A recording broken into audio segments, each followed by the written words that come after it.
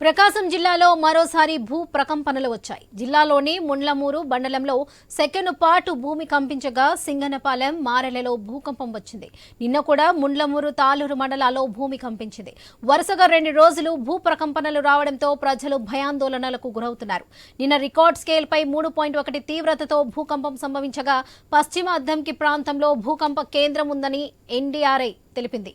ముండ్లమూరు మండలంలో సుమారు 2 సెకండ్ల పాటు భూమి కంపించినట్లుగా స్థానికులు చెబుతున్నారు. శంకాపురం, తాలూరు, పసుపుగల్లు, మారెల్ల, వెంపాడు, తూర్పు కంబంపాడు, రామభద్రాపురం, గంగవరం గ్రామాల్లోనూ భూమి కంపించిందని అంటున్నారు. గుండ్లకమ్మ నది స్వరూపంలో చోటు చేసుకున్న అంతర్గత మార్పులే భూ ప్రకంపనలకు కారణమని, గతంలోనూ ఇక్కడ భూ ప్రకంపనలు సంభవించాయని శాస్త్రవేత్తలు చెబుతున్నారు.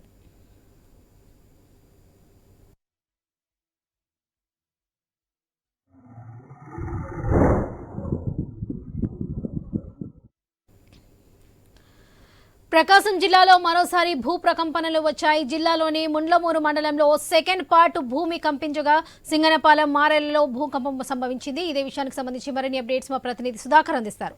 సుధాకర్, చెప్పండి.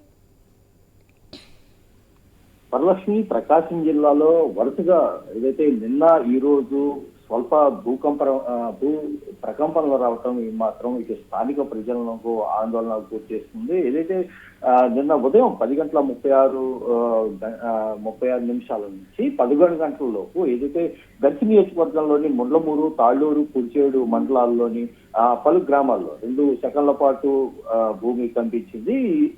దీంతో స్థానిక ప్రజలు భయాందోళనకు గురయ్యారు, ఇళ్లలోంచి బయటకు వచ్చారు. దీంతో పాటు పాఠశాలలో ఉండే విద్యార్థులు కూడా పాఠశాల నుంచి బయటకు వచ్చారు. దీంతో ఏదైతే ఒక శబ్దంతో కూడిన భూకంపం 2 సెకండ్ల పాటు భూమి కంపించడంతో ఇటు స్థానిక ప్రజలు ఆందోళనకు గురయ్యారు.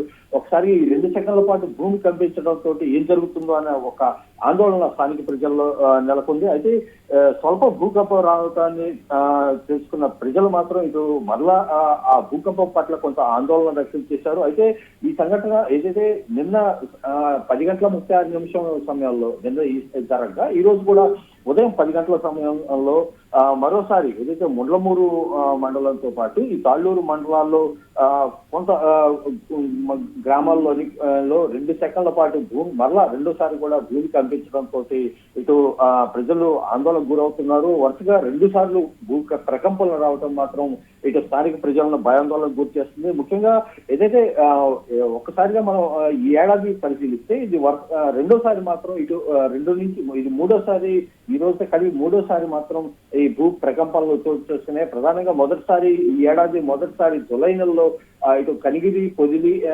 దర్శి మండలంలో స్వల్ప భూకంపం రాగా ఈ రోజు నిన్న తాళ్లూరు, కుర్చేడు